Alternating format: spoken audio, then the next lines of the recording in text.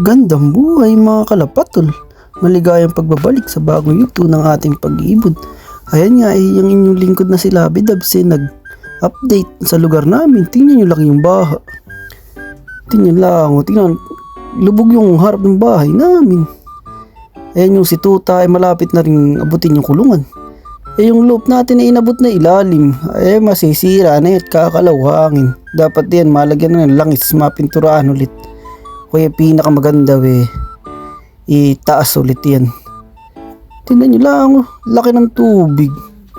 Paano pa kay Hagonoy? Lubog din tiyak yun. Tingnan nyo lang, lubog na lubog. Pumasok na yung tubig. Kakalawangin na yung ating big loop diyan. Tutulog pa yung ating ibon. Hindi nga tayo sasali ngayon ng NDR at wala nag-aasikaso ng natin, mga wires. Kaya ayan, ganyan lang muna sila. Stock muna sila diyan. May mga nagpapakain naman yan, yung si Batang Puncher sa si Lolo Puncher. Tingnan nyo lang, papalaki pa raw diyan. Tingnan mo si Tuta. Tuta yung pangalan ng aso, kaya nga lang aso na.